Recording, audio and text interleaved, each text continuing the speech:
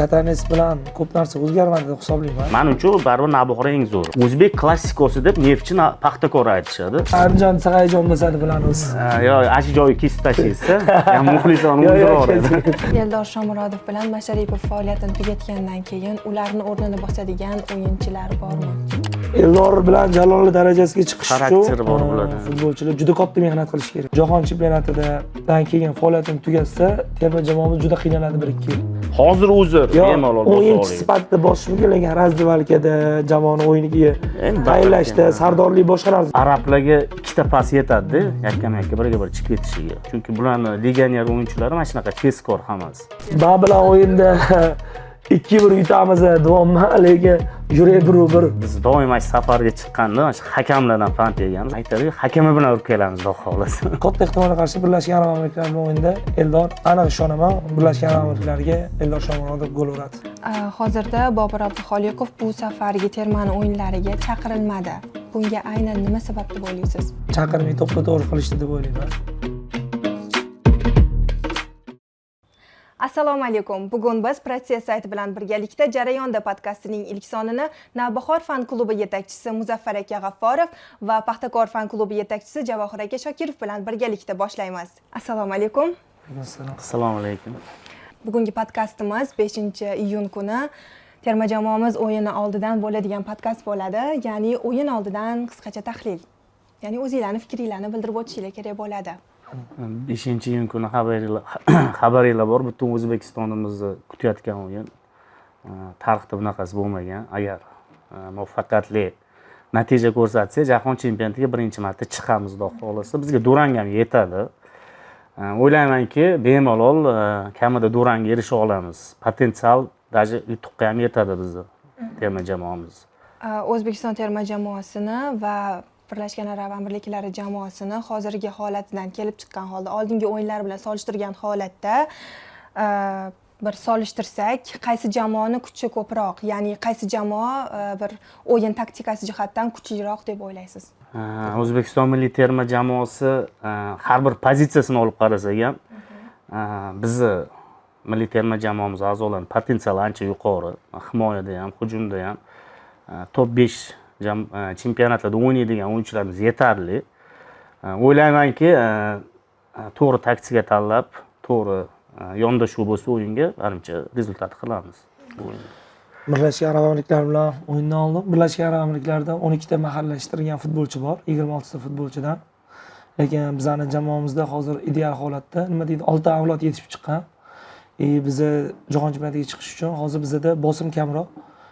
Agar Birlashgan Arab Amirliklarida ochkoni qo'lga kiritsa, muddatdan avval jahon chempionati yo'llanmasini qo'lga kiritamiz. Men o'ylayman, terma jamoamiz kerak bo'lsa yutib, o'tda jahon chempionati yo'llanmasini qo'lga kirita oladi. O'tda bizga bitta xalaqit qiladigan narsa hakam bo'lishi mumkin. Qolgan narsa hammasi o'zimizga bog'liq. Terma jamoamiz katta ehtimol bilan g'alaba qozonib, o'sha yerda o'zini yo'llanmasini qo'lga kiritadi. Nima sababdan aynan hakam? Chunki Osiyo futbolida juda ko'p ko'rganmiz. Bu hakamlar muammosi Osiyo futbolida, jahon futbolida ko'p uchraydi. Negadir shu terma jamoamizdan Birlashgan Arab Amirliklarida to'g'risini aytsam eng katta anaqasi hakam bo'ladi deb o'ylayman, raqibim. Yana bilmadim. Avvalgi murabbiyimiz Rechko Katanis o'rniga kelgan Timur Kapadze o'zimizni futbolchilarimizni qanchalik o'zini pozitsiyasiga qaytara oldi. Oldingi o'yinlarda ancha-muncha tushgan edi o'yinchilarimiz. To'g'risi Timur Kapadze boshqaruvidagi terma jamoa bilan Rechko Katanis boshqaruvidagi terma jamoada unaqa katta o'zgarishlar yo'q. To'g'risi, o'sha eski tizim bo'yicha davom etyapti. Ayrim chiziqlar bo'yicha o'zgarishlar bo'ldi.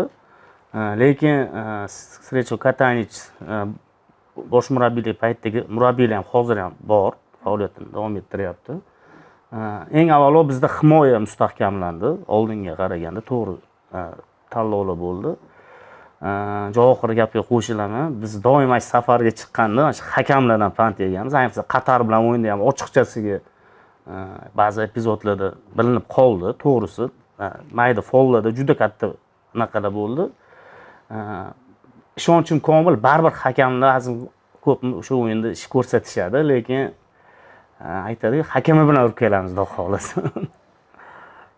Sizningcha? Xo'sh, Katanes bilan ko'p narsa o'zgarmadi deb hisoblayman. Deyarli sostavda bir ikkita futbolchi yetmasa, asosiy tarkib ham yangilanmadi. Katanes boshlab bergan tizim bilan hozirgi paytda terma jamoamiz o'yin ko'rsatyapti. Ikkita o'yinda ham katta ehtimol bilan Katanesni yo'l yo'rig'i bilan Katanesni baribir taktikasiga asoslangan o'yinni ko'rsatsa kerak. Terma jamoamiz futbolchilariga hozir taktika yo murabbiyni ko'rsatmasidan ham ko'ra futbolchilarning o'zini imkoniyatini yuqori baholab Eldor, Abduqodir, Jalol, Abboslar mana hozir katta planga chiqadigan payt keldi deb o'ylayman. Hozir Birlashgan Arab Amirliklarida asosan yetakchilar terma jamoani o'z qo'liga olib, jahon chempionati yo'llamasini qo'lga kiritishadi. Eldor Shomurodovning hozirgi formasi va terma jamoamizdagi roli haqida nimalar deya olasiz? Eldor bu shubhasiz terma jamoamizning yetakchi futbolchilaridan biri.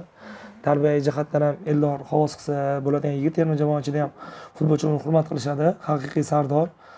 Eldor mana xudo xolisa Romada Raneri kelganda 12-o'rindan 5-o'ringacha ko'tarildi va gol urishni boshladi. Va bitta ko'chada ham rasmini ko'rdik, shu mani ana shu qoyil qolish kerak. Katta ehtimolga qarshi Birlashgan Arab Amirliklari bilan o'yinda Eldor gol uradi. Anchadan beri Eldorni gol urganini endi jana qilmadik, lekin aniq ishonaman, Birlashgan Arab Amirliklariga Eldor Shomurodov gol uradi. Sizningcha? Baribir liderimiz Eldorda endi Abduqodir Husanov hammasini alohida ta'kidlab o'tish niyatim yo'q, lekin baribir Eldor shaxsan menimcha lider komandadagi, hujum chizig'idagi. Manga da studiya gol urmaydim, yutsak bo'ldi, rezultat qilsak bo'ldi, to'g'risi.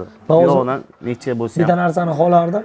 O'sha Jalolni Mashari pas berib Eldor ursa, maza qilib Hozirda Bobur Abduxoliqov bu safargi termani o'yinlariga chaqirilmadi. Bunga aynan nima sabab deb o'ylaysiz? Chaqirmay to'ppa-to'g'ri qilishdi deb o'ylayman. Sergeyev hozirgi paytda o'sha ideal formada. Agar tushsa ham menimcha Sergeyev zaxiradan tushardi. Hozirgi paytda Bobur Abduxoliqovdan ko'ra Sergeyev ancha foydaliroq. Endi men bu faktlar bilan keltiraman Sergeyevning foydali tarafini. Misol uchun bizga rezultat kerak paytda hujumchi tashlanadi. Ya'ni yo bir xudo ko'rsatmasin yutqazayotgan paytimizda boshqa payt hujumchi uncha tashalmaydi. U paytda hamma Birlashgan Arab Amirligi himoyada yotgan bo'ladi, bizga bosh bilan o'ynaydigan o'yinchi kerak bo'ladi. Chunki uje atabarona himoyadan o'ynayotgan komanda orqa bilan o'ynaydi. U paytda Bobur Abduxoliqovdagi o'yinchining foydasi kamroq tegadi baribir. Ko'proq naveslar bo'ladi. O'sha payt albatta Sergeyev yordami kerak bo'ladi. Chunki Eron bilan o'yinni ham eslasa, xuddi mana shunday holat turib ketdi, 2-2 qilib to'g'ri tanlov deb o'ylayman baribir. Eron bilan o'yinda ham lekin juda ham ko'pchilik hayajonlandi. Juda ham golchilik valadur bo'ldi. Jamoamiz o'yinlarida Aziz G'aniyev kengaytirilgan tarkibda mavjud, lekin Birlashgan Arab Amirliklari bilan bo'ladigan o'yinimizda ro'yxatga qo'shilmagan. Va bu holatga qanaqa qaraysiz? Aziz G'aniyev bilan salomatligimiz bor. Aziz G'aniyev baribir milliy terma jamoamizning o'yinchisi. Balkim kimyodir yoqar, kimyodir yoqmas. 50 metrga diagonal, kraydan krayga perevod qiladigan unaqa futbolchi yo'q O'zbekistonda. Balki bo'lishi mumkin. Men uchun eng kuchlisi. Aziz G'aniyev balki terma jamoani Qatar Birlashgan Arab Amirliklaridagi o'yinlarda terma jamoa bilan birga bormasligi mumkin, lekin ishonaman, jahon chempionatida kengaytirilgan tarkibda albatta Aziz G'aniyev bo'ladi. Aziz G'aniyev endi ochiq gapiradigan bo'lsam, haqiqatan paslari zo'r. Chaqirilmagan sababini aytadigan bo'lsam, Aziz G'aniyevda haqiqatan kuchli zarba bor, joyi yaxshi taniydi, lekin ozgina tezlik sal kamroq.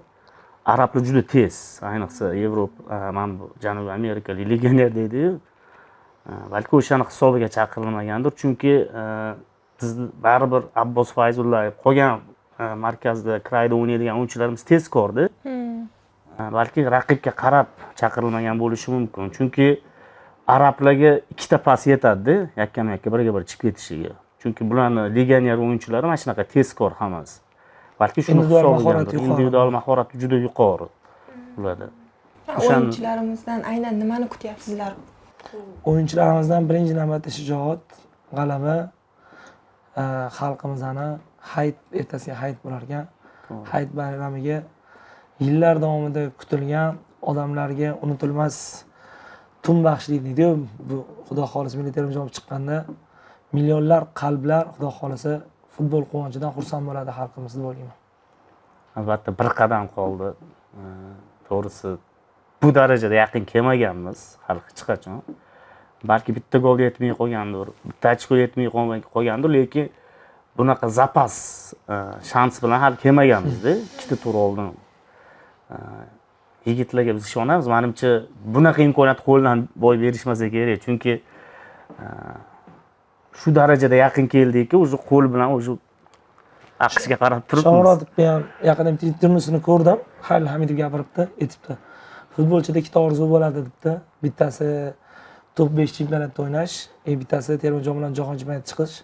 Eldor bitta narsani uddaladi deylik, top 5 chempionatda o'ynadi. Endi jahon chempionatiga chiqish vazifasi qoldi. Menimcha Xudo xolasa eng katta orzulardan biri Eldor ham yetadi. Xalqimiz jahon chempionatiga birga chiqadi. Terma jamoamizga ishonamiz. Bu narsa Birlashgan Arab Amirliklarining Abu Dabi shahrida sodir bo'ladi. Xudo xolasa biz ham inshaalloh shu Abu Dabiga boramiz. Abu Dabiga borib, hammamiz eski armiya deydik. Hozirdan stadionda har xil muammolar kirishga, lekin Xudo xolasa stadionga kiramiz asbozda. Abduqodir Husanovni chaqirmaslik to'g'risida, termaga chaqirmaslik to'g'risida xabarlar tarqab ketdi va bunga qanaqa qaraysizlar? Bu menimcha aqlga to'g'ri kelmaydigan xabar bo'lsa kerak. Terma jamoani yig'iniga klubda futbolchi kelishga majbur. Temur Abduqodir Husanov hozirgi paytda menimcha Husniddin Aliqul bilan birgalikda juda kuchli himoyachilar. Mana misol uchun Husniddin Aliqul bilan 5 chempionatda bemalol o'yna oladi bola. 100% o'yna oladi. Unga uyeraman. Shu Abduqodir bilan Husanov menimcha markazda 3-ashurmat bo'lsa kerak. Xudo xolasa 0 ga ushlashimizga harakat qilishadi. Bizani hozir jamoamizdan qaysi pozitsiyani kuchaytirish kerak? Himoya yoki bo'lmasam hujum? Men to'g'risini aytsam, chap qanotga Umarat Hamzodani olsa kerak deb o'yladim. Lekin olinmabdi. Endi chap qanotda Nasrulloyev kecha Superkubokda 15 minut o'ynadi. Hali 90 minut o'ynashga tayyor emas. Farruh Saypiyev bor. Endi Farruh Saypiyev ham fizik holatini ko'rish kerak, baribir nisbatan. Katta ehtimol bilan o'sha kuni Aziz Turg'unboyevni asosiy tarkibda ko'rish xohlardim chap qanotda, chunki biza 3 ta himoyachi bilan markaziy himoyachi bilan chap qanotda hujumga qaytib yordam beradigan Aziz Turg'unboyevda kuch ham bor, texnika ham bor, zarba ham bor. Men o'ylaymanki, terma jamoa asosiy tarkibida Aziz Turg'unboyev tushadi deb o'ylayman, yana bilmadim. Shu haqiqatdan bizda milliy terma jamoada mana shu anchadan beri shu narsa bor, chap qanot himoyasi. Qolgan joyi misol olib qarasangiz, har bitta pozitsiyada o'yinchilar bor-da, o'rnini bosadigan. Shu lekin chap qanotda realni ozgina kamchiligimiz bo'lgan. Bu kechagi narsa emas, va 2 yildan beri shu Denisov ketgandan beri deymiz. O'shandan beri bu chap qanotda zo'r bir o'yinchilar bor, lekin qolgan pozitsiyalarga qaraganda baribir sal pastroq deb o'ylaymiz. Demak, chap qanotni kuchaytirish kerak. Chap qanotda endi bu Farruh Sayfiyev ham yaxshi o'yinchi.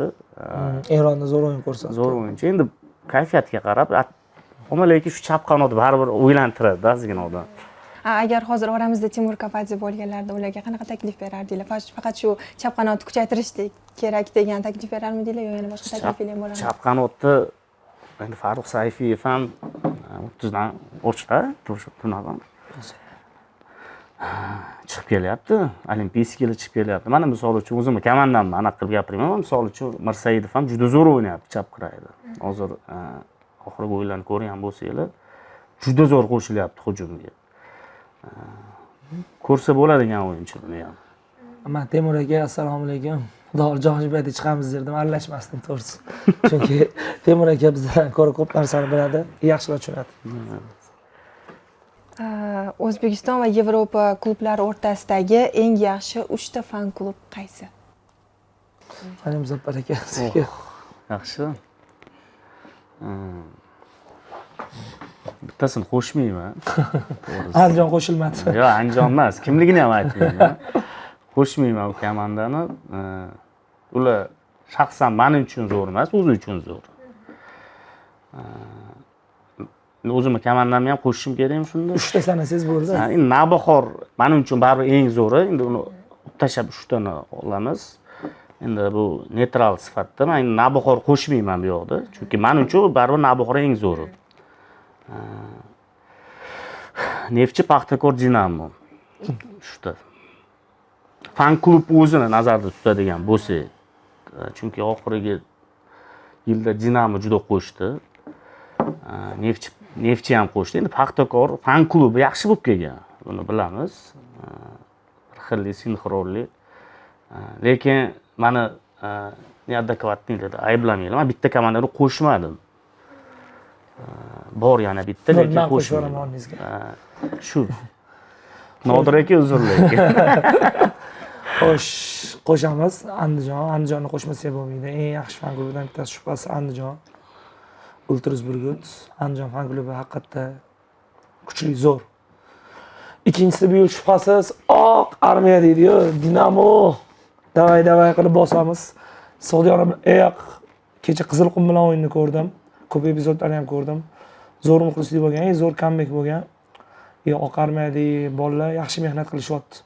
O'yindan keyin ham futbolchilarni qolib, kuzatib, menimcha stadiondan 2-3 yil ketishdi shekil.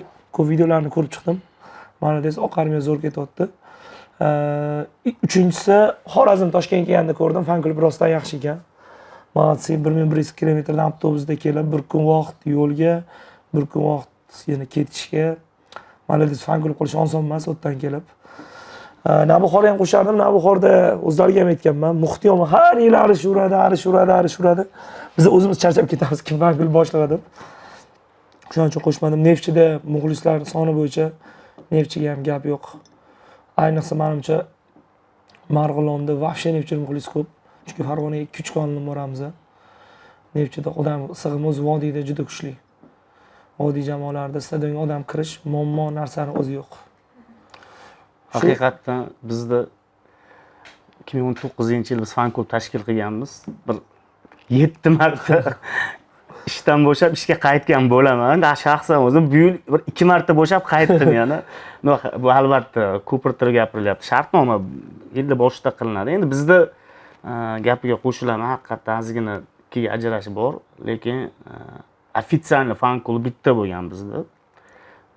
Ikkinchi taraf ham bor. Afsuski o'sha shu ikkita taraf ozgina birlasha olmayapti. Birlashsa bu 2018-2019-yilgi Navbahor muxlislarini ko'rishinglar mumkin. Endi bizda ozgina javohir aytgandek bo'lish bor, bo'linish. Keyin yana bitta narsa, Andijon fan klubida YouTube shu Nodir aka yillar davomida ishlashi ham katta rol o'ynaydi.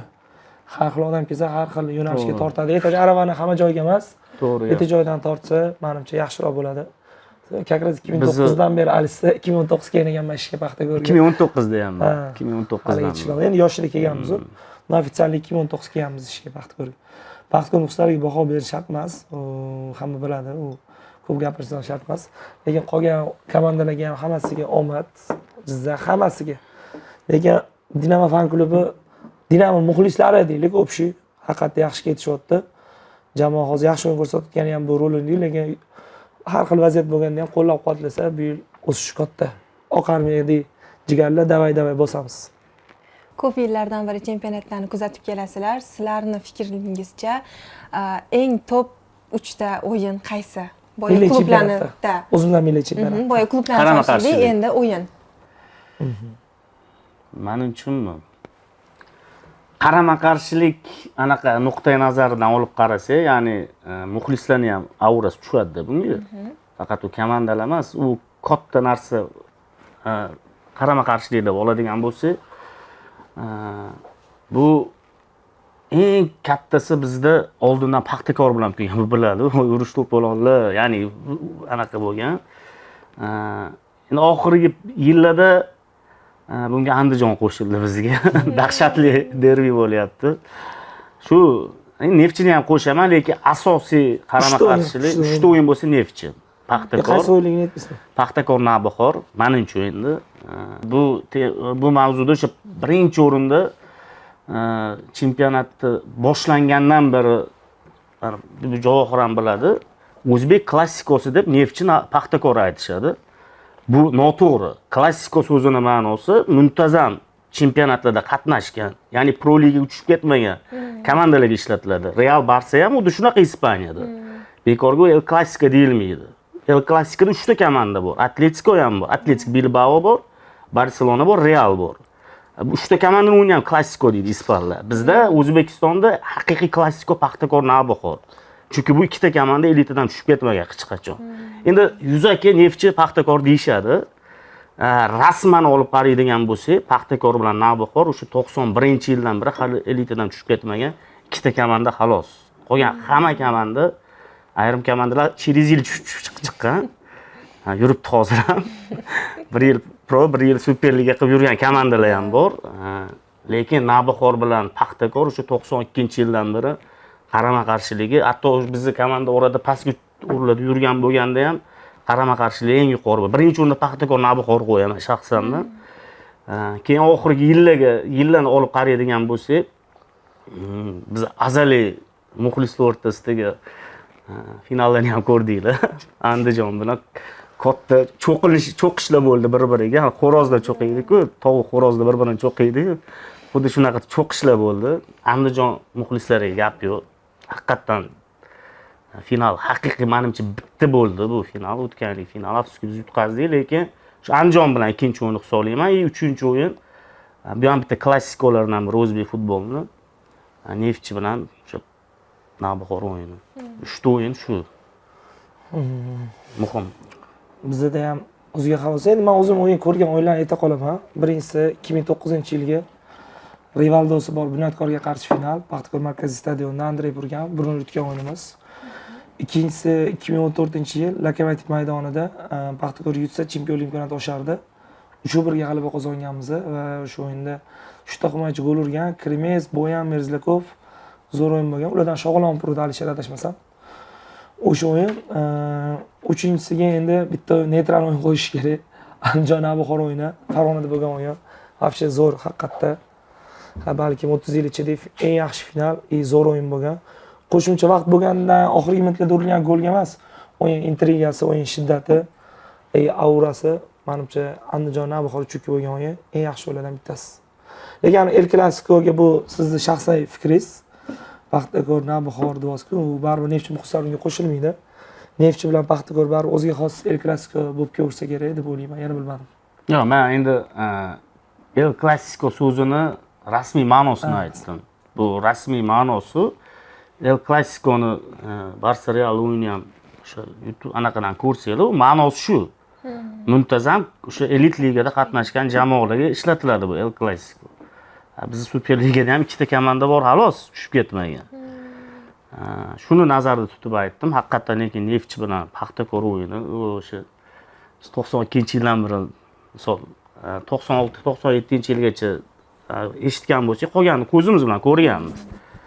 Haqiqatan u paytlar Neftchi, Paxtakor, Navbahor uchlikda yurardi. 3 ta komanda talashgan chempionatda. Endi hozir men siz savolingiz sal noto'g'ri tushundim. Siz 3 ta eng zo'r o'yinni so'ragansiz. Shunaqami hozir? Men 3 ta eng zo'r qarama-qarshilik deb tushundimmi? 3 ta eng zo'r o'yinga men shu birinchi o'rinda yutqazganimiz uchun o'yinni qo'ymayman. Men ko'rgan eng zo'r o'yin shu ikkitasi Navbahor ijrosida bo'lgan. Toshkentda 2-2 o'yin o'ynaganmiz. Oston bilan ABJ urdi. 2-0 yutqazib turib, juda katta armiyada kelgan Navbahor bo'lsa, juda katta. 7 minutdan 10 minggacha odam kelgan. Juda ko'p armiya kelgan, 2-0 yutqazib turgan bo'lganmiz.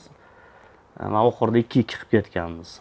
Juda zo'r, aura, dahshatli o'yin bo'lgan. Unaqa o'yin men uchun men birinchi o'ringa shuni qo'yaman.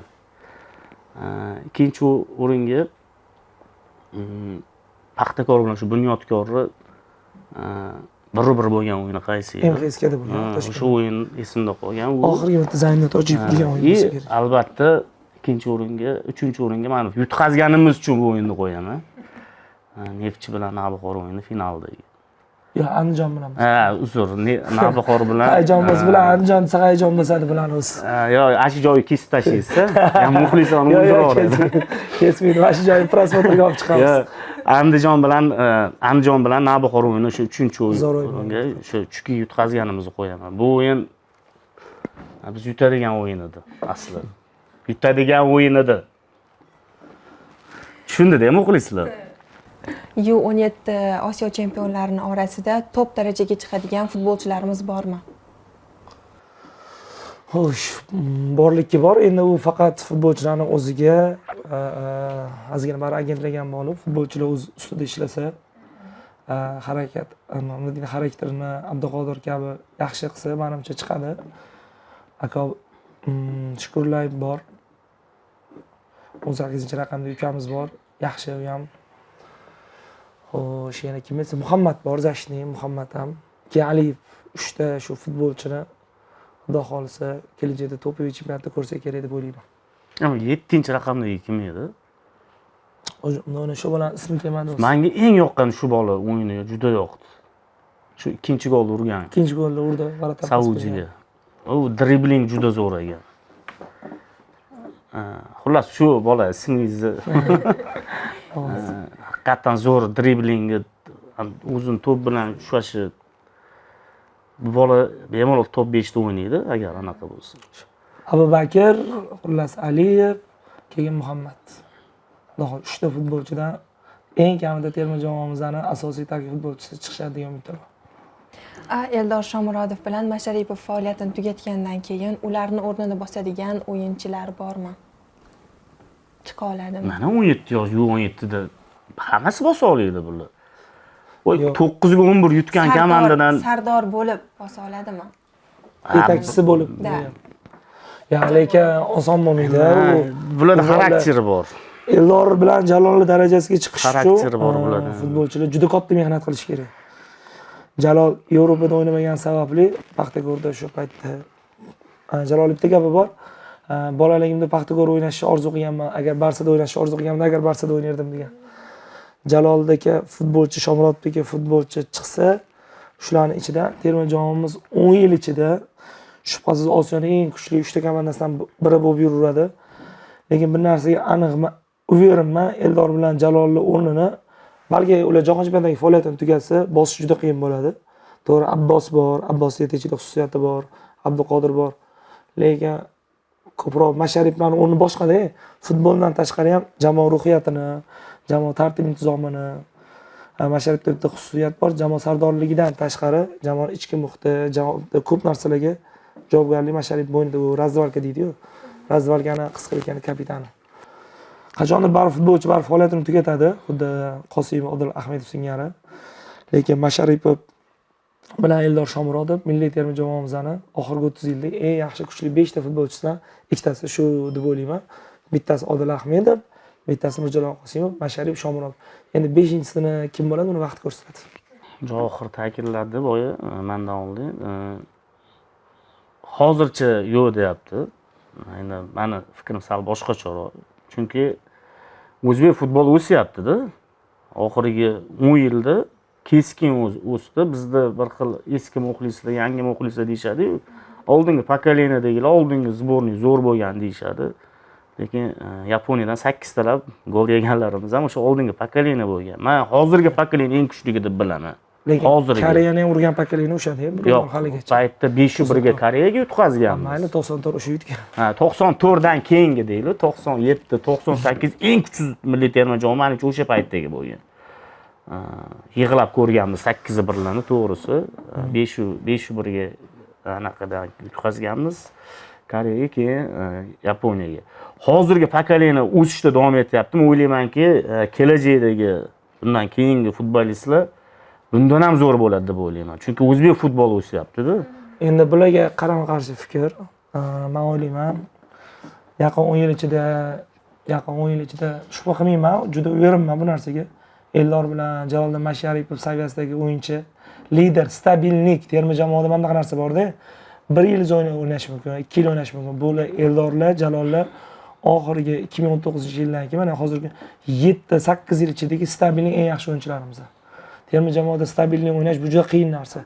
Klubda o'ynashingiz mumkin. Bitta futbolchi 20 yil bitta klubda zo'r lider bo'lishi mumkin. Lekin terma jamoada boshqa narsa. Terma jamoada har xil sharoitda keladi. Men o'ylayman, balki kelajakda ilohim chiqsa, lekin Eldordagi, Jaloldagi haqiqiy razvalkan lideri, o'ziga ishonchi yuqori futbolchi, Eldordagi haqiqiy jamoani nima deydi, birlashtiradigan futbolchilar ilohim chiqsa, lekin oxirgi 5 yilda chiqmasa kerak deb o'ylayman. Agar ular terma jamoa jahon chempionatidan keyin faoliyatini tugatsa, terma jamoamiz juda qiynaladi 1-2 yil. Lekin Abbos katta ehtimol bilan terma jamoamizda liderlik qo'lga oladi, lekin baribir Eldor bilan Jalolni o'rni ashi boshqa. Ular men uchun shaxsan men endi ularni futbolida aynan o'sha kirib kelgandan keyin o'sha futbol sohasida juda mehr qo'yib ishlayotganimizda Eldor bilan Jalolni o'yinlarida, asosan terma jamoamiz o'yinlarida bo'lganmiz. Ikkala futbolchi o'zbek futbolining oxirgi 30 yildagi eng kuchli 5 ta futbolchisi bo'lsa, ikkitasi Eldor, Jalol, bittasi Shubhasi Qosiyev, ikkinchisi Odil. Eldor, Jalol bo'lsa, beshinchisi Abbos deylik. Hozirgi payt terma jamoamiz uchun. Ilohim ko'paysin, lekin Eldor bilan Jalol menimcha oxirgi 10 yillikdagi eng yaxshi zo'r futbolchilarimiz shular. Endi to'g'risi men Eldorga qo'shilaman. Jalol zo'r Endi Jalol futbolist. Navbahor kelmaganda. Yo'q, zo'r futbolist gap yo'q, lekin bemalol Jalolning o'rnini Abbos Fayzullayev bosa oladi deb o'ylayman hozir. Hozir o'zi bemalol bosa o'yinchi oladi. sifatida bosish mumkin, lekin razdivalkada jamoani o'yiniga tayinlashda sardorlik boshqa narsa. Jalolni terma jamoada tutgan o'rnini biladiganlar biladi, u boshqa narsa. To'g'ri, Jalol to'g'ri. o'ynamasa ham, Razzivalkani anaqasi. Jalol o'ynamasa ham terma jamoani nima deydi o'zi. Qatardagi Osiyo chempionatida biz Eldorsiz o'ynadik. O'shanda Jalolni Masharip hissasi juda katta o'yin o'ynashimiz. Razzivalkada haqiqatan Jalol motivatsiyani zo'r beradi bolalarga. Ikkinchi quruvda Jalol qaysi komandaga kelsa, bir narsani Jalolni Masharip o'sha komandadan chempion qila oladi. Shubham yo'q deyman. Xohlasa u Neftchiga kelsa, Navbahor kelsa, Paxtakorga kelsa, lekin qaysi jamoaga kelsa, Jalol shubha qilmayman, o'sha jamoani chempion. Qiziq voqea bo'lgan. Qatarda birga paytimizda bir-birimizga qo'l tashlashdik, bu tabrikladi. Xo'ja sizlarga bordi dedi Jaloliddin Masharip. Men e'lon berib yuborganman. Jaloliddin Masharip Navbahorga bordi deb. O'sha tabriklangan, haqiqatdan o'sha shartnoma ham deyarli qilib bo'lgan dedi. Birdan o'zgarib ketib qoldi. Keyin o'shanda Jalol bilan gaplashganimizda Jalol aytgan, birinchi kezdan Paxtakor kelaman, keyin oila o'ylab ko'raman degan. Jalol biz bilan o'sha yaqin. Men ko'rgan Paxtakordagi eng yaxshi futbolchisi Jalol 20 yilcha degan. Eng oxirgi savolim, so'nggi ikkita o'yinda hisob sizlarning fikringizcha qanaqa bo'ladi? So'nggi ikkita o'yin. Men bilan o'yinda 2-1 yutamiz davomman, lekin yurak 1-1 decha bo'ladi. Men ham 1-1 ushab turibman hozir. 1-1 meni shaxsiy. 2-1 yutishimizga umid bog'layapman. Endi real javob bering, bu ham ichida gapirib 1-1 o'ynab qaytamiz xudo xolisa. Chunki 1-1 bizga 7 ochko, 10 ochko degani. 3 emas, 6 emas, 10 ochko bu. Qatar bilan o'yin katta ehtimol 2-0 da milliy terma jamoamizni yutsa kerak. Lekin Birlashgan Arab Amirliklariga Eldor Shomurodov bu gol urishiga ishonmayman. Agar o'sha pasni Jalol bersa, bo'lardi. Zo'r bo'lardi rostdan. 1-1, 1-0. O'zimizda bosimsiz 1-0 yutib olsak kerak xudo xolisa. Qatar bosim bo'lmaydi, jahon chempionati chiqqan bo'lamiz. Bila krasota o'yin deydi. Mana shunaqa bo'lsa kerak, 1-0 yutamiz xudo xolisa. Eng hayajonli, og'ir o'yin bo'ladi juda ham. Birlashgan Arab bilan qiyin bo'ladi lekin. Barcha yurtdoshlarimizni, O'zbekiston milliy terma jamoasini muxlislarini 5-iyunda bo'lib o'tadigan Birlashgan Arab Amirligi terma jamoasiga qarshi o'yinda jamoamizga ishonishlarini tilab qolamiz. Albatta bu o'yinda biz natija bilan qaytamiz. Birlashgan Arab Amirligida yashab istiqomat qiladigan barcha futbol muxlislarini ushbu uchrashuvga biletlarni o'zlari olgan holatda albatta taklif qilamiz. Xudo xolisa birgalikda bu yoqdan Ultras Burgut qo'shiladi. O'zbekiston fan klubi bilan birga hammamiz birgalikda chiroyli atmosfera qilib, inshaalloh eng asosiysi kerakli natija bilan qaytish nasib qilsin. Ekran orqali ko'radigan muxlislarimizga ham ushbu o'yinda terma jamoamizga ishonib, oxirigacha muxlislik qilishlarini tilab qolamiz. Yaxshi kayfiyatda 6-kuni ko'rishamiz. Xudo xolisa mundial sari bir qadam Birlashgan Arab Amirliklarida bo'ladigan o'yinda terma jamoamizga ishonamiz. Xudo xolisa biz uchun kerakli natija qo'lga kiritiladi va Xudo xolisa Hayit bayramiga xalqimiz yillar davomida kutgan futboldagi Xudo xolisa orzusiga erishadi. Milliy terma jamoa jahon chempionatiga boradi. Milliy terma jahon chempionatiga borganda ham milliy terma jamoa bilan birgalikda Amerika yashil maydonlarida terma jamoamizni Xudo xolisa birgalikda qo'llab-quvvatlash nasib qilsin. Yaxshi niyat avvalam. Xudo xolisa hammasi futbolimiz jahon chempionatiga chiqdi degan xabarlar dunyo arenalarini, dunyo nashrlarini Xudo xolisa O'zbekiston jahon chempionatida degan maqola bilan Xudo xolisa orzularimizdan bittasiga erishamiz degan umiddaman. Milliy terma jamoamizga omad tilaymiz. Oxirida yana bitta narsa, Eldor Shomurodov, xudo xohlasa, bilmayman, ichki tuyg'u nasib qilsa Birlashgan Arab Amirliklariga gol uradi. Shubhasiz bu o'yin O'zbekiston futboli uchun muhim sinov va katta imkoniyat. Jarayonda podkastini keyingi sonida ko'rishguncha